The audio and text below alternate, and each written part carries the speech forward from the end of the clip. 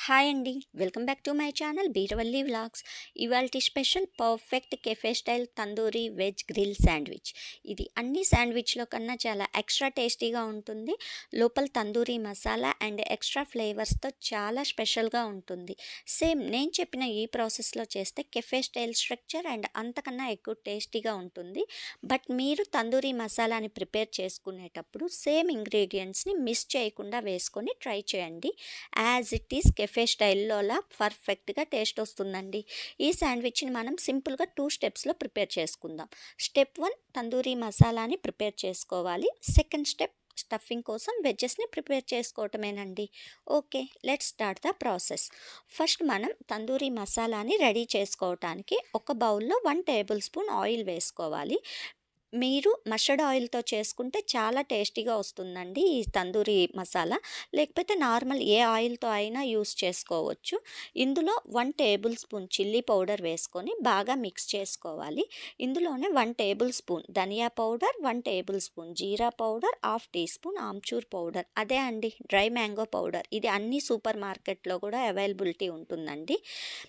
Next ఇందులో పావు tea spoon వరకు కసూరి మేతి పౌడర్, పావు టీ స్పూన్ పింక్ సాల్ట్, పావు tea spoon salt, half tea spoon garam masala, half cup వరకు పెరుగు వేసుకొని ఈ ఇంగ్రీడియంట్స్ అన్నీ ఆయిల్లో బాగా మిక్స్ అయ్యేలా ఈ విధంగా విస్క్ చేస్తూ మిక్స్ చేసుకోవాలి.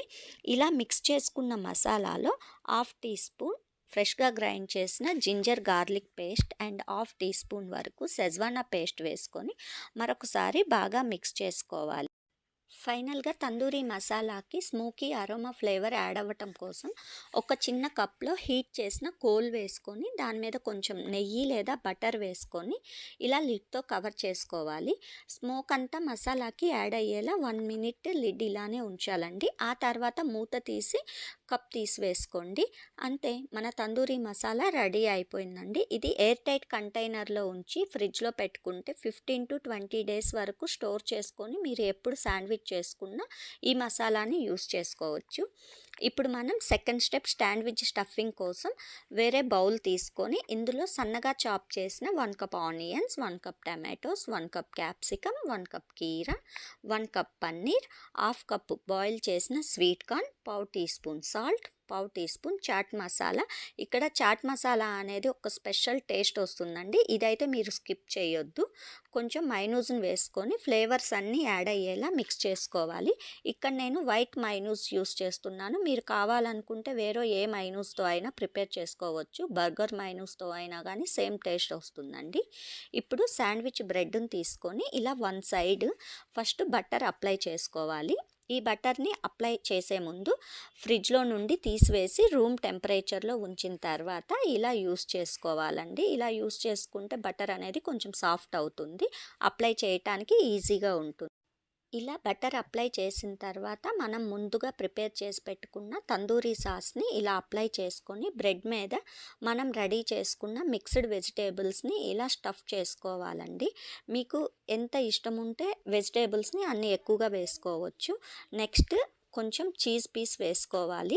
ఇప్పుడు సెకండ్ బ్రెడ్ స్లైస్ని తీసుకొని కొంచెం టమాటో సాస్ని అప్లై చేసుకోవాలి. నేను ఇక్కడ టమాటో సాస్ని అప్లై చేశానండి. మీరు కావాలనుకుంటే గ్రీన్ చట్నీని కూడా అప్లై చేసుకోవచ్చు. ఆ తర్వాత కొంచెం బటర్ని అప్లై చేసుకొని ఇప్పుడు శాండ్విచ్ మీద చీజీగా ఉండటం కోసం ఒక చీజ్ స్లైస్ని పెట్టి ఇలా బ్రెడ్ని ప్రెస్ చేసుకుంటూ కవర్ చేసుకొని పక్కన పెట్టుకోవాలి. ఇలా అన్ని శాండ్విచ్లని ప్రిపేర్ చేసుకోవాలి. ఇప్పుడు గ్రిల్ చేసుకోవటం కోసం శాండ్విచ్ మేకర్కి కొంచెం బటర్ అప్లై చేసి ప్రిపేర్ చేసుకున్న శాండ్విచ్ని పెట్టి ఈ విధంగా మీరు 1 మినిట్ గ్రిల్ చేసుకోవాలి. మీరు ఇది నార్మల్ ప్యాన్లో కూడా ప్రిపేర్ చేసుకోవచ్చండి. చూసారు కదా ఎంత మంచిగా శాండ్విచ్ గ్రిల్ అయిందో. ఇప్పుడు శాండ్విచ్ని ఒక ప్లేట్లోకి తీసుకొని మీకు నచ్చిన షేప్లో ట్రయాంగిల్ లేదా రెక్టాంగిల్ షేప్లో కట్ చేసుకొని సర్వింగ్ ప్లేట్లోకి తీసుకొని సర్వ్ చేసుకోవాలి. అంతే అండి, ఎంతో టేస్టీగా ఉండే tandoori veg grill sandwich ready అయిపోయింది. ఈ శాండ్విచ్ని టమాటో కచప్ లేదా గ్రీన్ చట్నీతో కానీ తింటూ ఎంజాయ్ చేయండి. సేమ్ ప్రాసెస్లో ప్రిపేర్ చేసుకుంటే మీరు ఒక్కదానితో తినటం స్టాప్ చేయరండి. 1 బై 1 తింటూనే ఉంటారు. కావాలంటే మీరు కూడా ఒక్కసారి ట్రై చేసి మీకు ఎలా కుదిరిందో కమెంట్ చేయండి. మీకు ఈ వీడియో నచ్చినట్లయితే మీ ఫ్రెండ్స్కి షేర్ చేసి లైక్ చేయండి. ఇలాంటి మరెన్నో రెసిపీస్ కోసం నా ఛానల్ని సబ్స్క్రైబ్ చేయండి. నోటిఫికేషన్స్ కోసం పక్కనే ఉన్న బెల్ ఐకాన్ని క్లిక్ చేయండి. Thanks for watching Beeravalli vlogs.